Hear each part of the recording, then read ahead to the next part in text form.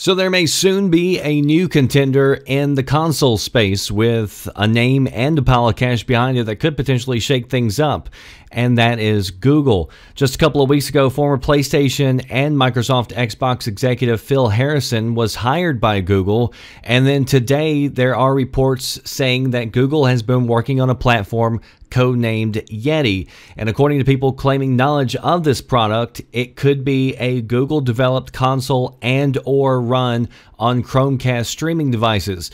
So far, details extremely limited, so we don't know what sort of games they're looking at running. You know, are they talking to major third-party publishers?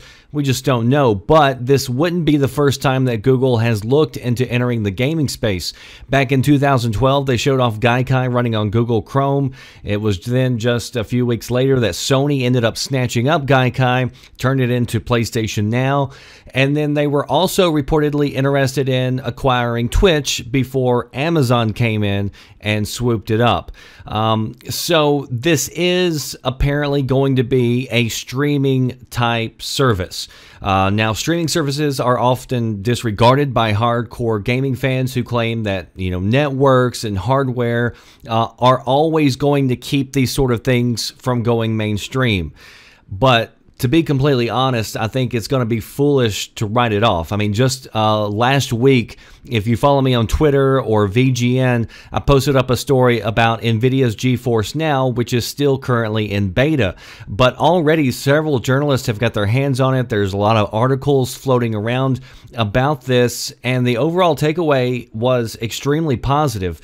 And the way GeForce Now works is that you have to own the game. So you go buy the game. You can go buy it on Steam. You can go buy it on Uplay or whoever it is that they decide to end up working with. And then once you have the game, you can then be able to stream it to another device that maybe wasn't intended for gaming. So the way these journalists were doing it was they were taking really cheap laptops, like $200 laptops that a lot of times you can't even play games on low settings on, and they were able to play games like PUBG and Witcher 3 at higher resolution with more settings turned on, maxed out, and higher frame rates than what some of the premium consoles are able to deliver.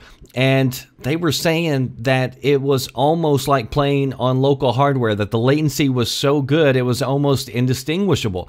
So you're able to take games that are very intensive on hardware like Witcher 3, turn it up to max settings, play on higher resolution, play on higher frame rates on systems that cost a fraction of what some premium consoles cost. So, of course, you know, you have to look at things like high bandwidth connections, which are going to be needed. So it's not going to be for everybody in the very beginning. But, I mean, speeds are already going up all over the globe at a fairly high rate. I mean, literally, just this week, my ISP called me up, doubled my download and upload speeds for free, actually, which I was thankful of. So I went from 50 down and 5 up to 100 down and 10 up. And I also, if I want to, I have access to speeds even higher if I wanted to pay for it, which I wanted to keep my payment the same, so I'm happy with, you know, I've been running on 50 and 5 up for a long time, so 100 down and 10 up, you know, I'm sure that's going to suit me just fine for quite a while. But if I wanted to, I now have speeds higher than that, whereas before they weren't available to me.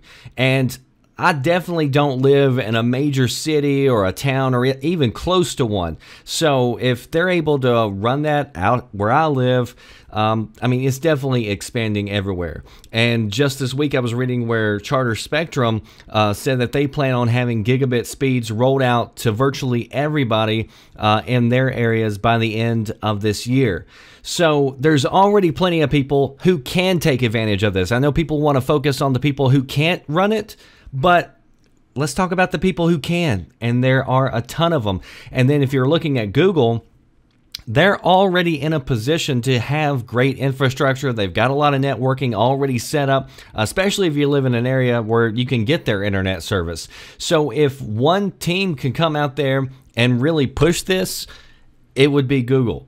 And, you know, currently just looking at GeForce Now, you do need 25 down, at least they say, where they say 50 is recommended for optimal streaming. So, I mean, again, it's going to rule out some people, but there's going to be a ton of people who can get in on this. And this is like getting in on the ground floor. I mean, whenever Microsoft first released Xbox Live, there were a lot of people who said this will never work because you have such slow internet speeds in so many parts of the country or parts of the globe, and, you know, they just kind of wrote it off.